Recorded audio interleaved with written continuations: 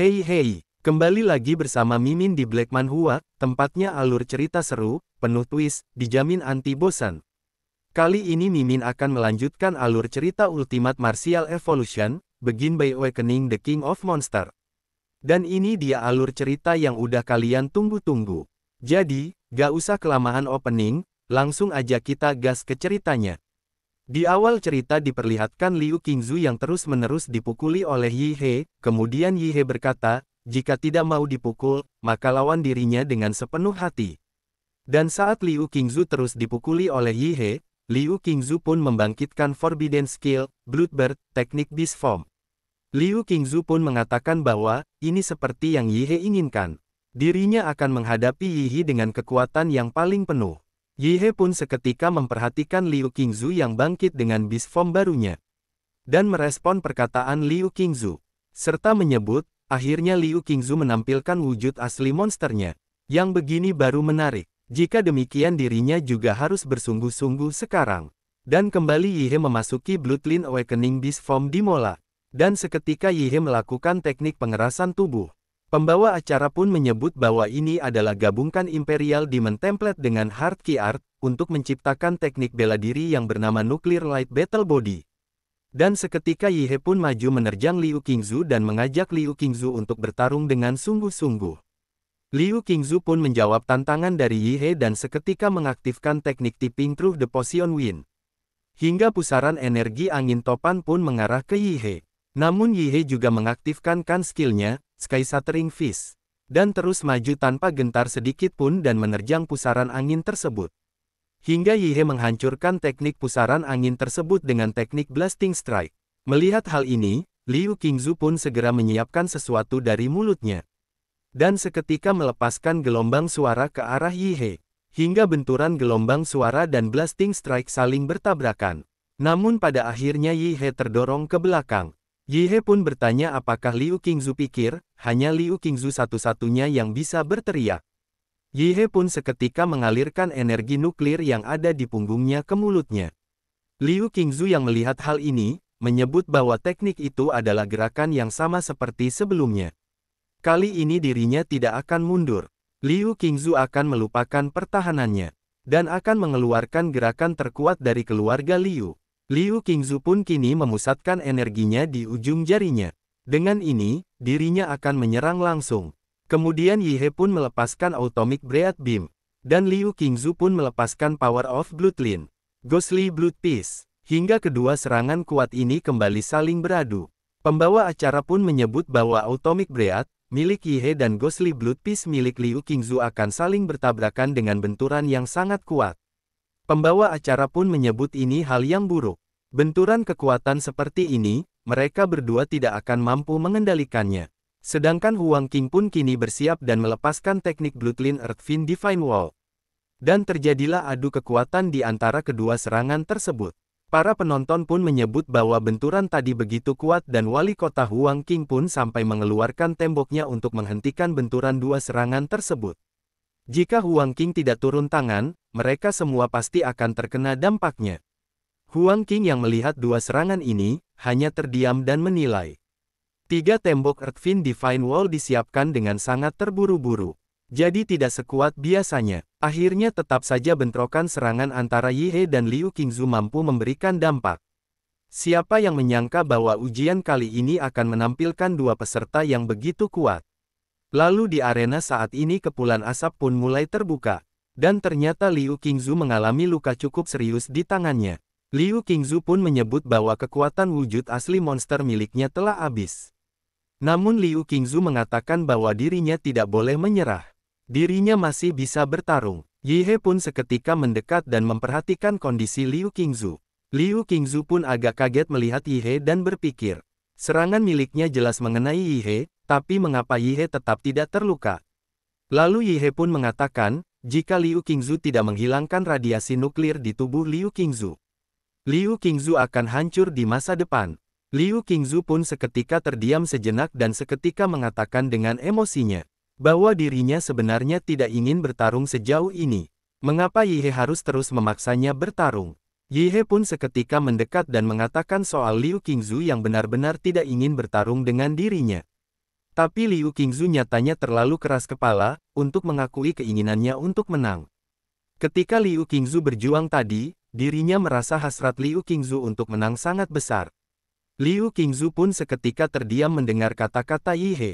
Lalu Liu Qingzu pun mengakui bahwa dia benar. Tadi dirinya memang ingin mengalahkan Yi He. Itulah mengapa dirinya melepaskan pertahanan dan melancarkan serangan penuh. Namun Liu Qingzu bertanya-tanya mengapa ini terjadi. Dirinya jelas membenci pertarungan dan ingin segera kalah saja. Namun saat benturan itu terjadi, dirinya benar-benar merasakan sensasi bertarung bukan untuk siapapun, hanya untuk diriku sendiri. Lalu Yi He pun memegang pundak Liu Qingzu dan menyebut Liu Qingzu terlalu banyak dipenuhi pikiran saat bertarung. Dan itulah alasan mengapa Liu Qingzu kalah. Liu Qingzu pun seketika kaget dengan apa yang baru saja dilakukan Yi He. Radiasi nuklir dan luka di tangannya sudah sembuh. Lalu Yi He pun mengatakan bahwa Liu Qingzu tetap lawan terkuat yang pernah dirinya hadapi. Jika ada kesempatan, dirinya benar-benar ingin bertarung dengan Liu Qingzu dalam pertempuran yang lebih murni. Liu Qingzu pun seketika terpana dengan kata-kata Yi He. Kemudian pembawa acara pun menyebut bahwa asap dari benturan mulai hilang. Dan terlihat Yi He masih berdiri di arena. Dengan ini pertandingan semifinal pertama selesai. Yi He dari sekolah menengah kota Ancheng menang. Kemudian pembawa acara juga memberitahukan bahwa setelah Yi He berhasil mengalahkan Liu Qingzu, hasil pertandingan Chuzhou pun juga sudah dipastikan. Dia juga berhasil meraih kemenangan. Puncak ujian masuk Ancheng, perebutan gelar champion akhirnya tiba. Ancheng nomor 1 Yi He akan berhadapan dengan Chuzhou yang merupakan murid dari sekolah yang sama.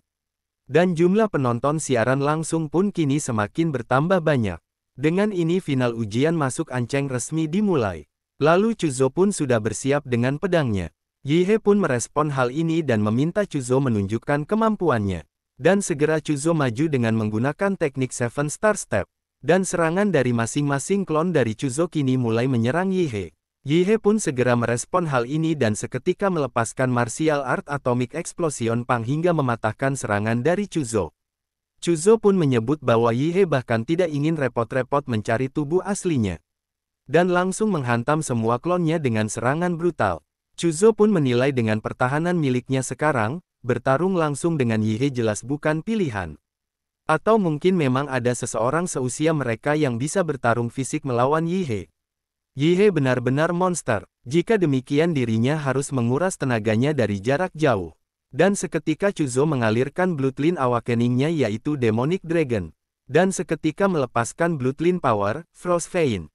Dan seketika hembusan esnya menciptakan gunung es yang membekukan Yi He. Orang-orang dari siaran langsung pun menyebut ini gila. Chuzhou berhasil menciptakan gunung es di arena. Kekuatan es ini seolah-olah Water Dragon hidup kembali. Ini sangat keren. Bahkan kekuatan Frost Vein milik Chuzhou begitu besar hingga seluruh arena tertutup es. Lalu pembawa acara pun menyebut bahwa Yi He terperangkap dalam gunung es itu. Chuzhou pun menilai, mengeluarkan kekuatan sebesar ini dalam sekejap, tubuhnya jelas terasa terbebani. Namun di saat itu pembawa acara meminta semua orang untuk fokus kepada gunung es yang mulai mencair. Dan Yi He nampaknya sedang melakukan sesuatu. Dan benar saja Yi He tiba-tiba melepaskan Atomic Breath dari dalam gunung es. Serangan ini pun mengagetkan Chuzhou, dan dalam sekejap Chuzhou membuat dinding es hingga serangan Yi He membentur dinding es. Dan seketika Yi He pun kini keluar dari gunung es dengan base form-nya. Chuzhou yang merasa ini sudah hampir batasnya, meminta Yi He untuk menerima serangan terakhirnya. Ini adalah teknik terbaiknya yang tadinya dirinya persiapkan untuk Liu Qingzu. Chuzhou pun kini bersiap melepaskan teknik Sword Intense Soul Wound. Huang Qing yang melihat hal ini menyadari bahwa itu adalah Sword Intense. Huang Qing pun tidak menyangka umurnya masih segini tapi sudah menguasai kekuatan sehebat itu. Dan seketika Chuzhou melepaskan tekniknya ke arah Yi He. Yi He pun dengan santai menerima serangan ini hingga menyebabkan luka gores. Yi He pun mengatakan jika Chuzhou punya pedang yang lebih bagus, mungkin peluang Chuzhou akan sedikit lebih besar. Chuzhou pun kaget dengan kenyataan ini. Pedangnya hancur begitu saja, ketika membentur tangan Yi He. Chuzhou pun bertanya kepada Yi He seberapa besar peluang itu. Yi He pun dengan senyumnya menyebut bahwa itu mungkin sedikit lebih besar dari peluang bucin sukses. Mendengar hal ini Chuzhou pun seketika mengangkat tangannya dan menyerah pada pertandingan ini. Pembawa acara pun seketika mengumumkan bahwa final ujian masuk Ancheng dimenangkan oleh Yihe. Orang-orang yang mendengar hal ini pun seketika bersorak. Seperti yang mereka duga, Yihe memang gila dan keren. Chuzo memang kuat, tapi di hadapan Yihe rasanya masih terlalu jauh. Yihe benar-benar si kuda hitam yang sesungguhnya. Katanya tahun lalu Yihe hampir di posisi paling bawah. Sekarang malah mengalahkan peringkat 1 dan jadi champion. Ini sungguh gila. Standar ujian tahun ini jauh lebih tinggi dibandingkan biasanya. Dan Yihe mampu muncul sebagai pemenang dari sekian banyak peserta kuat. Pantas dinobatkan sebagai champion terkuat dalam sejarah Ancheng. Bahkan mungkin di masa depan belum tentu ada yang bisa mengalahkan Yihe. Lalu saat ini suara di seluruh arena pun meneriakkan nama Yihe. Pembawa acara pun menyebut bahwa semua orang baik di arena maupun yang menonton siaran langsung ujian Ancheng ke-24. Setelah 3 hari penuh pertarungan sengit, akhirnya champion martial arts Ancheng lahir. Dia adalah Yihe dari SMA Ancheng 1. Lalu pembawa acara pun bertanya, kabarnya Yihe, kabarnya kau bangkit belakangan ini, dan hari ini berhasil meraih gelar champion. Pembawa acara pun bertanya, apakah ada sesuatu yang ingin Yihe sampaikan? Dalam pikiran Yihe saat ini, aku tidak menyangka bahwa cheatku bisa dijelaskan dengan kata-kata sekeren itu. Lalu Yihe pun mengatakan bahwa pertama-tama dirinya ingin mengucapkan terima kasih kepada gurunya. Beliau tidak menyerah kepadanya, bahkan saat dirinya ada di titik terendah. Dukungan beliaulah yang membuat dirinya kembali bersemangat. Sang guru pun terharu mendengarnya. Dirinya sungguh merasa tak pantas menerima pujian Yihe. Sebagai guru, dirinya merasa benar-benar gagal. Dirinya bahkan tidak sadar betapa besar potensi Yihe. Dirinya benar-benar menyesal. Lalu saat Yihe ingin mengucapkan terima kasih berikutnya kepada, tapi tiba-tiba kepala sekolah Ancheng 1 pun memberi tanda kepada Yihe. Yihe yang memperhatikan ini sadar bahwa itu tanda 2 juta yuan dari kepala sekolah. Kepala sekolah ingin dirinya membantunya mempromosikan sekolah mereka, dan dirinya akan mendapat beasiswa 2 juta yuan. Lalu Yihe pun mengatakan bahwa dirinya juga berterima kasih kepada alma mater tercintanya. Tanpa kepemimpinan kepala sekolah mana mungkin dirinya bisa sampai sejauh ini. Dan terakhir dirinya ingin mengucapkan terima kasih kepada dirinya sendiri. Tanpa kerja keras dan kecerdasan pribadinya, dirinya tidak akan pernah bisa berdiri di puncak hari ini. Dan di saat itu notifikasi sistem pun mengucapkan selamat kepada Yihe. Karena telah berhasil mendapatkan gelar champion.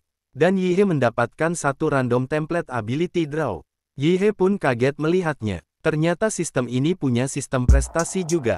Cerita pun berakhir. Terima kasih kepada penggemar yang sudah mendukung channel YouTube saya. Mimin banyak berterima kasih.